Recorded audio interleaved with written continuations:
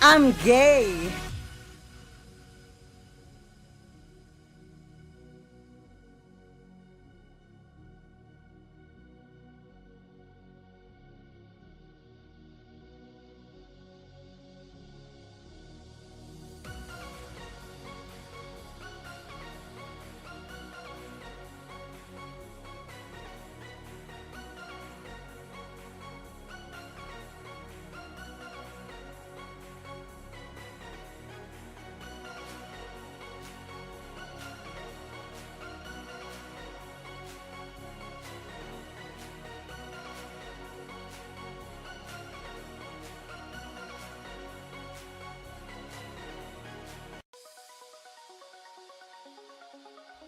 Girl, I am looking snatched, okay? I am looking snatched, bitch.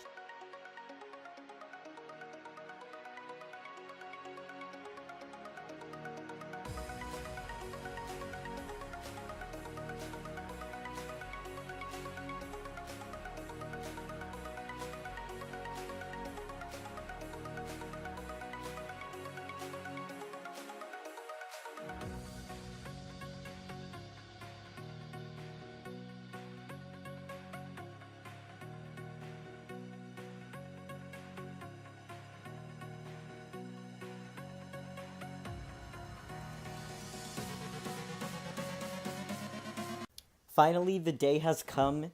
It is now Saturday, May 5th, and I'm 2 years on testosterone. And honestly, the time has gone by so fast, yet so slow at the same time. Like, the whole, transition, like, the whole, all the changes that came about were very slow and very, like, natural. Um, it certainly was not overnight, you know. I just started getting this beard.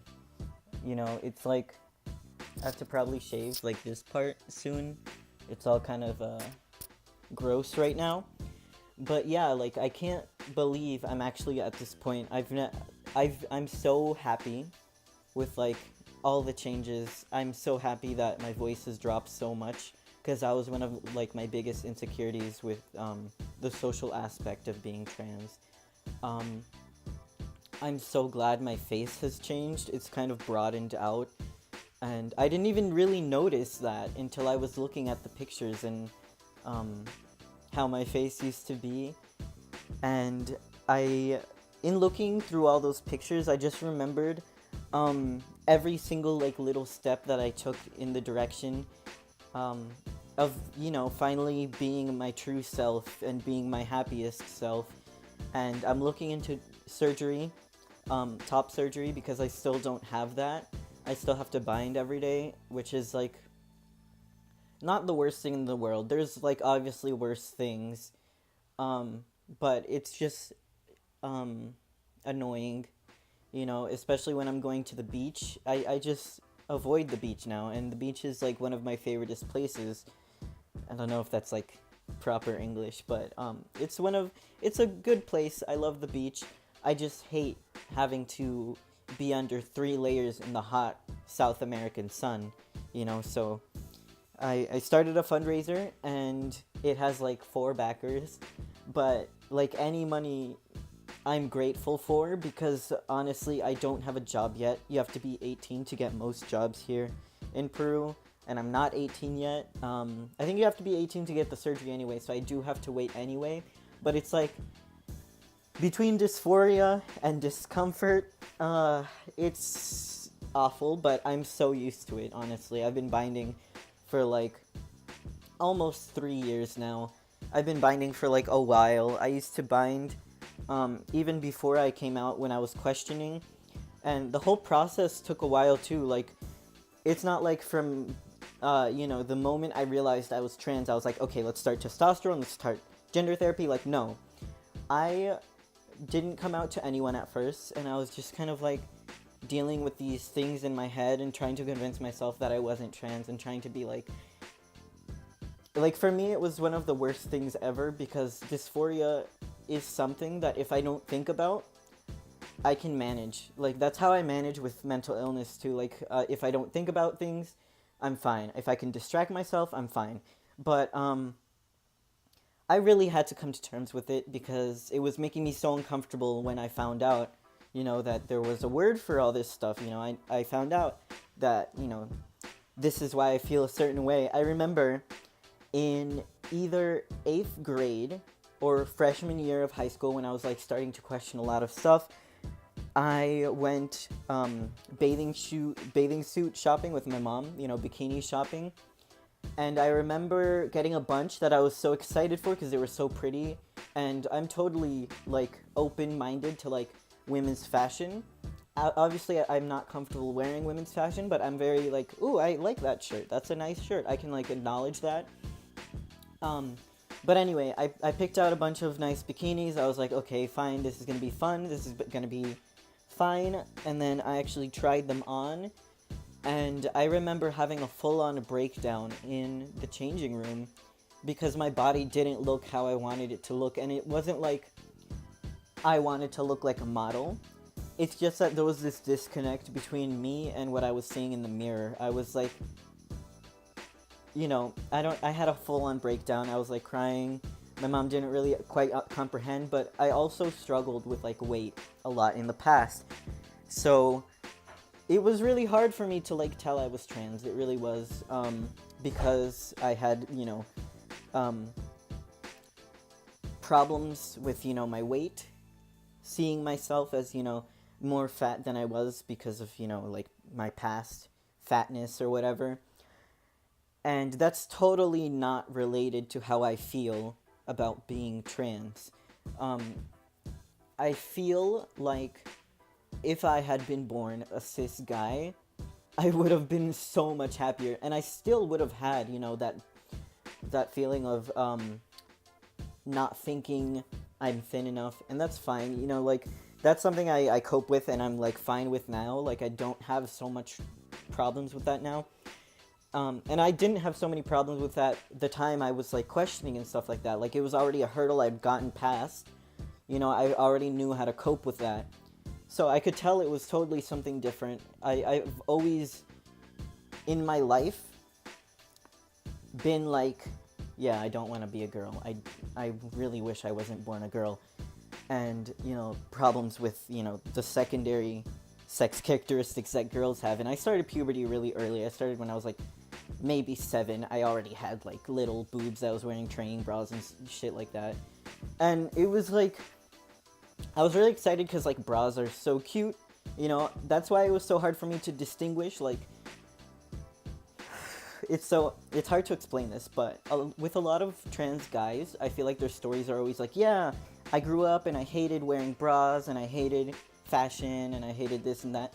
And I can't relate because as a person, like not related to my gender, I'm just like, I like masculine things and I like feminine things. I could enjoy playing some sports and doing more masculine things, but at the same time, like I enjoy painting my nails and doing stuff like that. So it was hard for me to be like to relate with other trans guys, and I guess that's why it took me a while to like come to terms with the fact that I am trans. But like it got to a point where I was looking up bottom surgery and I was like trying to like see what options were available. And that's like a large reason why I didn't want to transition, because I saw these like surgeries and it was just like the scariest thing in the world for me. Like it's just, I can acknowledge that medicine has come really far, and the surgeries that we do have available now are very advanced compared to like how they were even like 4 years ago. But the fact of the matter is that it will never be a cis penis. I won't be able to like just experience like the real thing, and that had me really messed up to think about. I went to gender therapy after I came out to my friends. I came out to my mom. And obviously with any parent, it's hard for the first while because, for like almost 15 years, you grow up in a very female gendered way, and you raise your daughter to be very, a daughter, and then she comes to you and she's like, actually, no, it's hard to change that, you know. It's hard for a parent to go from one thing to another. So it was a hard adjustment period for a few months with me and my mom. Um, but eventually she got it. I finally went out and, you know, got a bunch of male clothing. I started gender therapy. After like half a year, maybe, I started testosterone. And I was literally the happiest I had like ever been while I was noticing those changes. Like as soon as my voice started dropping, I was like the happiest guy in the world. Because some of the biggest dysphoria for me, I was really good at passing, you know, as a guy when I was, you know, just starting to transition. But the moment I opened my mouth, it was over. And then people were like, oh, okay, ma'am. And it was just like the worst thing in the world, okay, when you're out and you're being called a guy and you're so happy and you're like, okay, they get it, okay, cool, I'm safe here. And then they correct themselves and they're like, oh, no, sorry, ma'am. It's like one of the worst things ever. I haven't had to deal with that in months. Like, whenever I go out now, people see the beard, they hear the kind of deeper voice, and they like treat me like a normal cis guy, and that's like one of the most validating things in the world, and I can't believe I've come so far. Because I remember even like back then, I didn't force my voice to be lower, because like it made me more dysphoric, sounding like, hey guys, like it sucked. I was just kind of in this limbo where I didn't want to lower my voice like manually, and I couldn't start hormones yet because I wanted to be sure, you know, that this is what I wanted. And it's been like almost 3 years now, you know, so I'm definitely sure this is what I want. I want top surgery. I think maybe in the future I might want bottom surgery, though at the same time, I don't know, because, like, it's not the real thing. And I know it's never gonna be the real thing. Like, maybe science will catch up and it'll be the real thing, but with trans guys, there's just not a lot of research. People don't really want to research it. People are more so thinking about, like, cis guys who lost their dick in war or some shit like that. And that's great, you know? Support to all of those guys. I totally get it. But I wish there was research going on with trans guys and what's the best available medical things we can do, because it's advanced, but it's not advanced enough to where I feel comfortable getting the surgery. There's so many complications. I don't know. Let's not talk about that. Let's talk about how happy I am to just be me. Whenever I go out to restaurants, hello sir, how may I help you? You know, whenever I go out and I meet somebody's, you know, if I have a friend and they introduce me to their friends and they don't say, this is Ash, the trans guy, you know, use he, him. It's not like that anymore. Now it's just like, hey, this is Ash, my friend. And they're like, oh, hey, man, what's up? The only thing that kind of gives it away is like the fact I'm so short. I'm 5 feet tall in person, and it gives me a lot of dysphoria. But it's all I've known. It's all I've known. I've always been the shortest everywhere, all the time. So I'm used to it.